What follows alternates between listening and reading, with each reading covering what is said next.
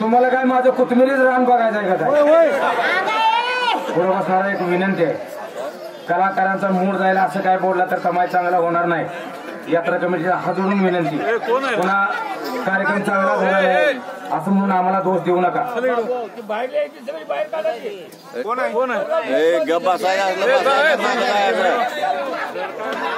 सुरू सुरू बोलल्यावर लय शहाणं म्हणत नाही ती.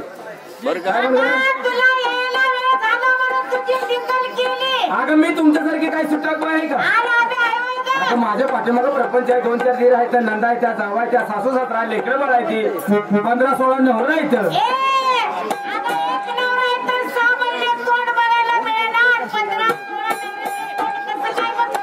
हा म्हणजे एक नवऱ्याच्या तोंड बघायला मिळेल ना. तुमचं वरच्यावर भागत असेल ग. चहा पाण्यात यायचं म्हणते का मी? झाले सगळी तयारी?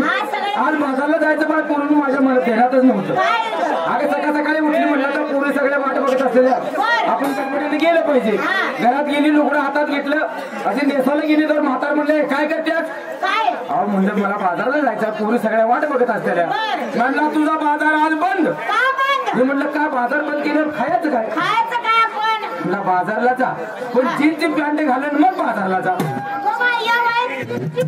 म्हातार लय हौशी आहे. बरं नाही म्हणव तर हात घालून आणतोय घरात घालून. तेच की गेली तर लंकाकडे परत म्हणलं बाई तुझ्या आजच्या दिवस मला जीनची पॅन्ट दे. जीनची पॅन्ट घातली, नाक्यावर आली. तुम्हाला गाठायसाठी लागली पडायला. पुढच्या लग्नात तुम्ही अलीकडच्या लग्नात मी, तर पुढच्या लग्नात खाली उतरली, माझा झाला घोळ. मला आलं लग्नीला. आता ती जीनची पॅन्ट कवा नाही ती घातलेली, शेरडाला कळावं घातल्यावर मला झालेला. पण म्हणलं आता काय का असं जीव मोकळा केला पाहिजे. खाल्लं तर अपघात लघवीला बसली, लघवी झाली, उठून उभं राहिली, पॅन्टीचं हुक घातलं आणि आता चीन वरताना काय माझा होट ती घावला म्हणती. काय तर चेंबाटलं बाजारात येणार नाही गेला.